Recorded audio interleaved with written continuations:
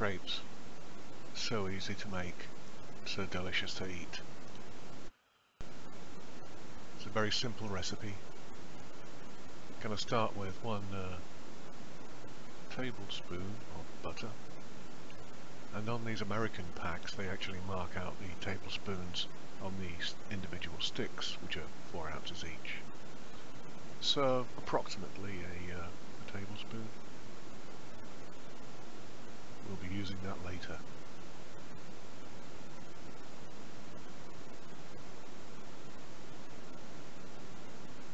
Let's get the flour going.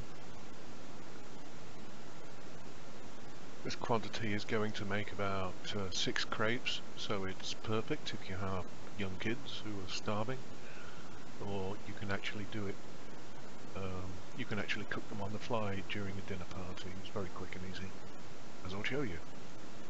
So in goes the flour. Did you see that? It's 1/3. My patented flour pin there. Now we're going to add 1 egg.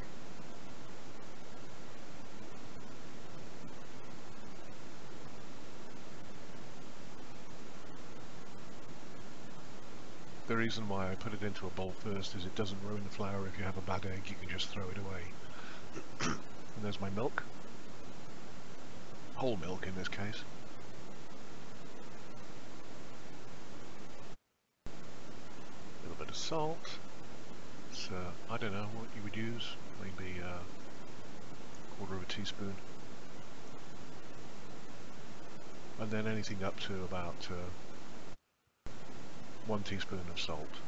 But a 1/2 teaspoon is okay too. These crepes, they can be sweet or savoury filled, or you can do what my grandma used to do and put lemon juice and granulated sugar on them for a sweet crepe, or you can stuff them with maybe some meat filling, sort of some ravioli like filling, maybe ricotta and chopped spinach or something like that. The world is yours. You can do what you like with these things. So now let's combine the egg and the flour. And if it gets too dry, I'll just stick in a couple of drops of milk, but I want to keep the mixture as thick as possible because that way I'll get all the lumps out.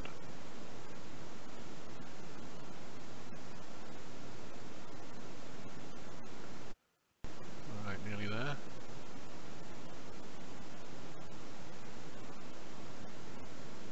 You know, if I had this over, I'd probably do it in a metal bowl, but anyway, we're using a little plastic bowl for now.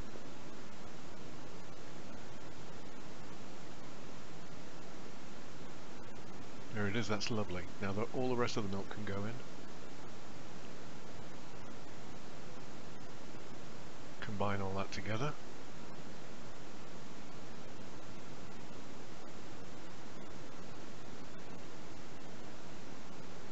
In goes the salt and sugar.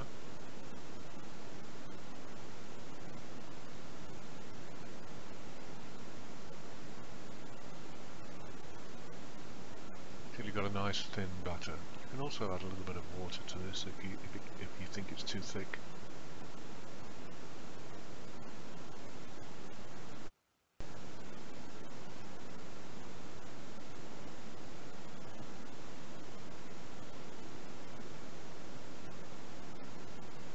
Interlude.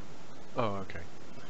Yeah, and then you could just cover the flour and wait until the appropriate moment in the meal and just fire them up straight away. Here's how you do that. This is an 8-inch skillet, just a thin cheap one. It's going to go on pretty high heat, but not, you know, not scary high. Maybe about there.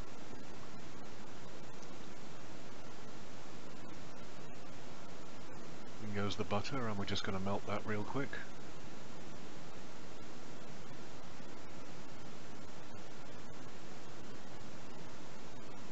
Some people can make the batter in the time it takes this butter to melt. I am not one of those people. Just show you the size of the pan while we're waiting for that. It's 8 inches.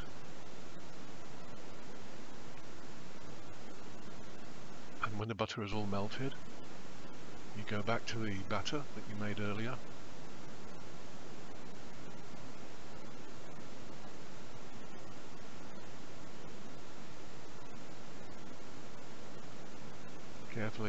Carefully swirl the butter all around the pan, give it a good coating. This is the only time that butter will see the pan. Messed it up the camera a bit there. And then get the hot butter into the batter and combine that. The skillet has gone back onto the quite high heat at this point.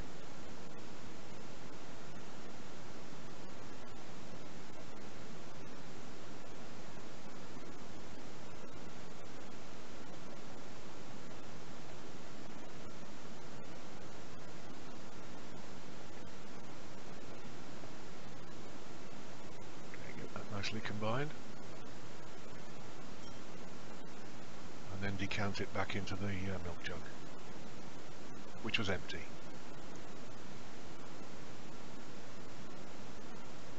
And we're ready to start making crepes.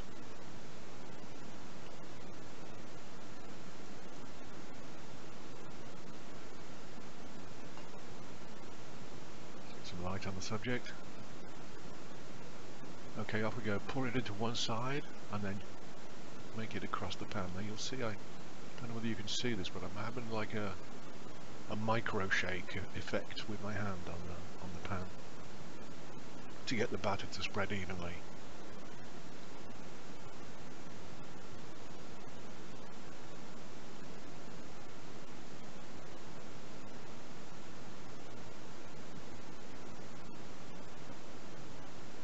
They say the first one is for the dog, and if that's true, you can call me Fido.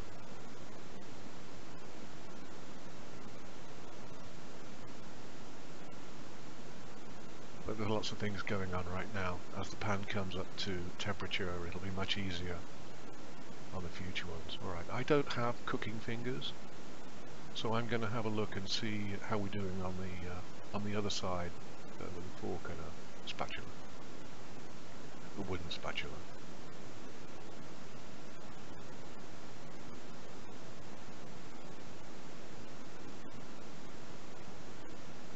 Let's have a look here. Any little brown bits? Yeah, no, not quite. This is why the first one is for the dog.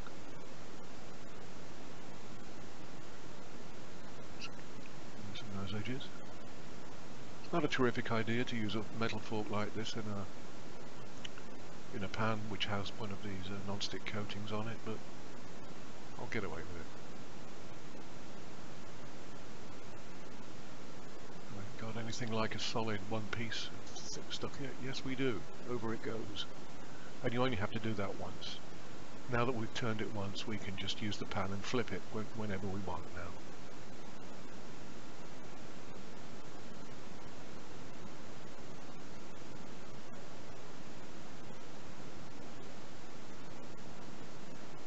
Just check the other side, give it a quick flip.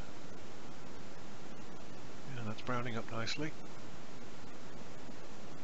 Just cook it a little bit more. This is in real time we're doing this. There's no cups.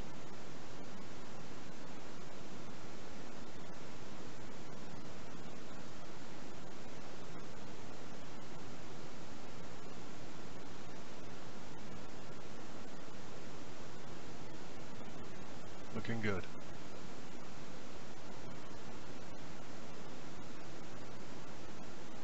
For a thin pan, it takes its time getting up to heat.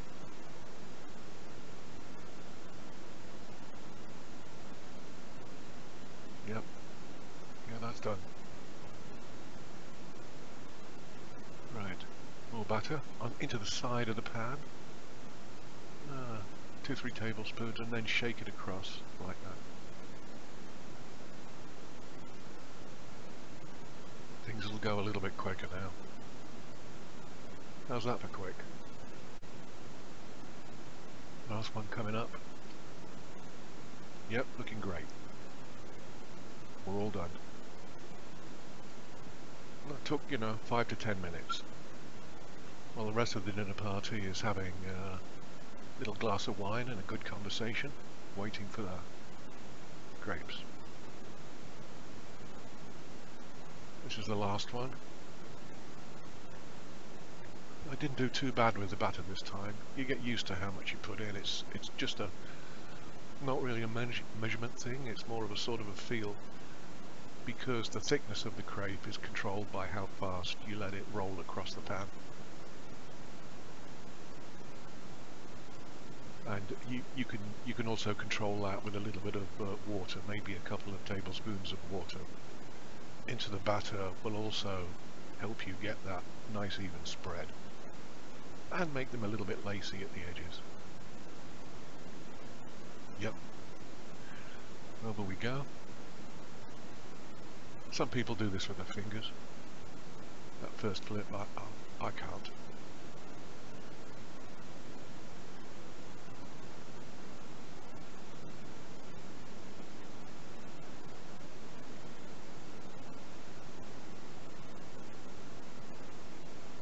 Alrighty, let's have a look. Just give it a flip to inspect it.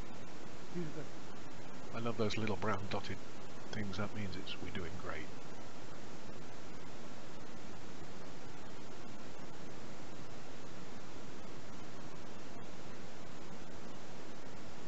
Just help it along a little bit.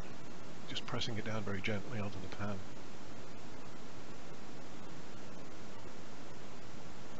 Now let's have a look. Great. And remember not to flip any of these onto your camera if you're making a video. I totally did not do that. Alright, that's the end of cooking. Now we're going to fill, and we're going to have our strawberry jam and our clotted cream on these.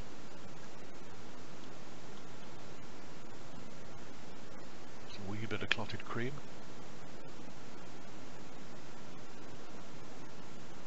A wee bit of strawberry jam.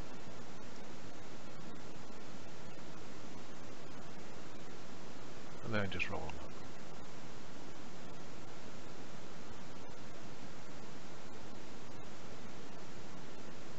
Alright.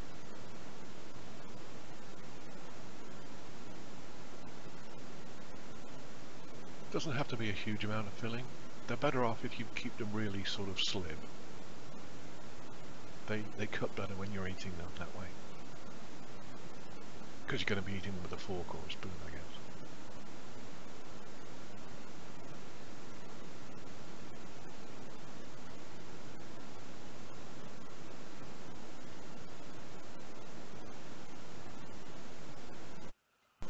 Now here's some homemade chocolate sauce. I made this with Starbucks cocoa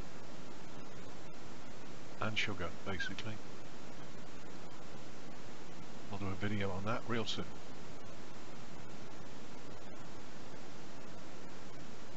And this, of course, is going to be the classic crepe au chocolat. You can also do crepe Suzette if you like going through the extra pain and burning your kitchen down. Or as I said, you can make them savoury. Any kind of good ravioli filling is what you want to look for when you're making these crepes, and just use those small amounts, just like I did with the clotted cream and the strawberry jam. And there we are, ready for serving.